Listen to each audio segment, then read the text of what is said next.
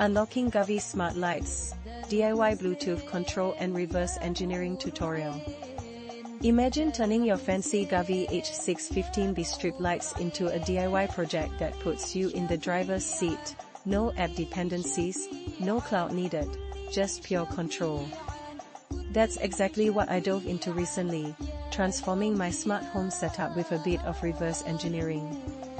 It all started with frustration. Govee's web API is crippled by tight rate limits, and the elusive local API is locked out in the app.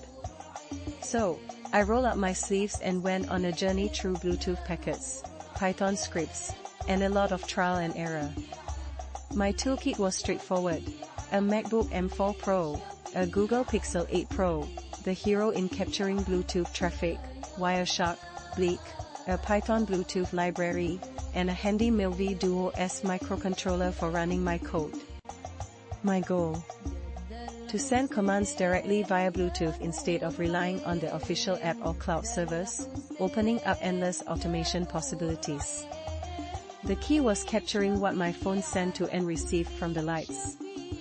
Using Android's built-in Bluetooth HCI logger, accessible through developer options and ADB, I recorded the Bluetooth exchanges while toggling the light's brightness and colors.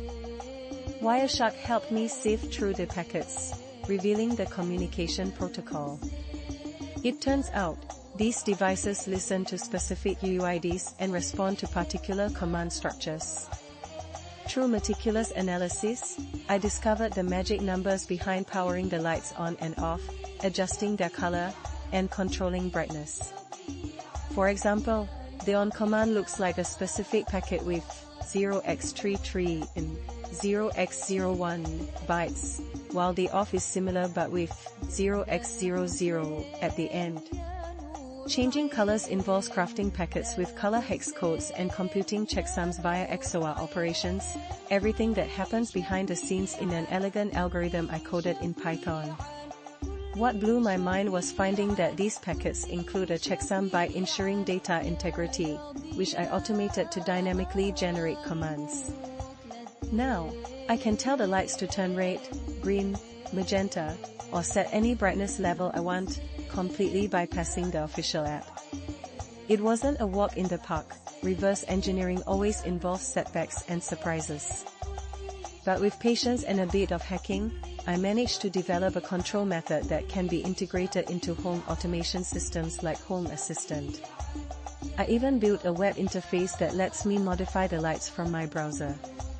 All the code is open source on GitHub, ready for any fellow tinkerers to explore. Just grab the MAC address using NRF Connect or similar, and you're all set to command your lights directly via Bluetooth. This process isn't just about lights. It's a testament to how understanding the underlying tech can turn dumb devices into fully customizable smart gadgets. So, if you're sitting on a pile of smart hardware that seems locked out, remember, sometimes, all it takes is a little reverse engineering to unlock its true potential.